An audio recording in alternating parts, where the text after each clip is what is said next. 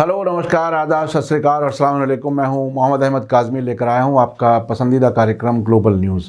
अफ़गानिस्तान के मामले पर कल पाकिस्तान और भारत की राजधानियों इस्लामाबाद और नई दिल्ली में अहम मीटिंगें हुई हैं। इस्लामाबाद में organisation of Islamic cooperation OIC के फॉरेन मिनिस्टर्स की मीटिंग हुई, जिसमें अफ़गानिस्तान के हालात का जायज़ा लिया गया। पाकिस्तान में होने वाली मीटिंग काफ़ी बड़ी थी। इसके बारे में आज शाम नज़र दुनिया पर कार्यक्रम में डिटेल से रिपोर्ट पेश की जाएगी।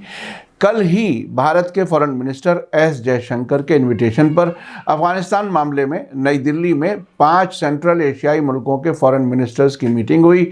आपको याद होगा कि हाल ही में नई दिल्ली में सेंट्रल एशियाई मुल्कों ईरान और रूस के नेशनल सिक्योरिटी सलाहकारों की भी अफगानिस्तान के मामले पर ही मीटिंग हुई थी। 5 सेंट्रल एशियाई मुल्कों के साथ भारत की तीसरी बातचीत में अफगानिस्तान के हालात और कनेक्टिविटी और तरक्की के लिए कोऑपरेशन को बढ़ावा देना खास फोकस में था। फॉरेन मिनिस्टर S जयशंकर ने इस मुलाकात की मेज़बानी की, जिसमें Kazakhstan, Kyrgyz Republic, Tajikistan, Turkmenistan और उज़्बेकिस्तान के फॉरेन मिनिस्टर्स शामिल रहे।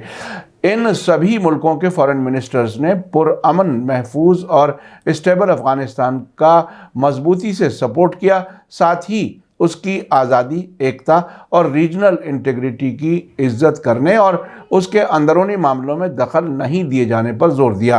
कल नई दिल्ली में होने वाली सेंट्रल एशियाई मुल्कों के फॉरेन मिनिस्टर्स ने यूनाइटेड नेशन सिक्योरिटी काउंसिल के इसी साल पास किए गए रेजोल्यूशन 2593 की अहमियत को दोहराया। इस रेजोल्यूशन में साफ तरीके से कहा गया है कि अफगानिस्तान की ज़मीन का इस्तेमाल टेररिस्ट को पनाह देने, उन्हें ट्रेनिंग देने, आतंकी प्लानिंग करने या टेररिस्ट को माली मदद देने के लिए नहीं होना चाहिए। साथ ही इसमें सभी टेररिस्ट ग्रुप्स के खिलाफ ठोस कार्रवाई की अपील की गई थी। यूनाइटेड नेशन सिक्योरिटी काउंसिल के रेजोल्यूशन नंबर 2593 को भारत की सदारत में 30 अगस्त 2021 को पास किया गया था। इस दौरान चीन और रूस वोटिंग से गैर हाजिर रहे थे। कल नई दिल्ली में भारत सेंट्रल एशिया डायलॉग की तीसरी मीटिंग के बाद जारी जॉइंट बयान के मुताबिक फॉरेन मिनिस्टर्स ने आतंकवाद की सभी किस्मों की मजम्मत की और इंटरनेशनल टेररिज्म पर यूनाइटेड नेशंस के बड़े समझौते को जल्द से जल्द अपनाने की अपील की गई। साथ ही यूनाइटेड नेशंस की लीडरशिप में दुनिया के अलग अलग मुल्कों के बीच टेररिज्म के खिलाफ आपसी कोऑपरेशन को मजबूत करने पर जोर दिया गया।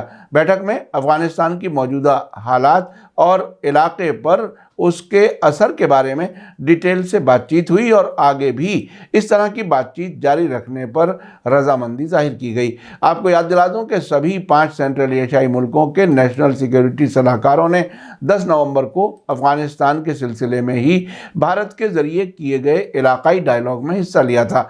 इसमें रूस और ईरान के नेशनल सिक्योरिटी सलाहकारों ने भी हिस्सा लिया।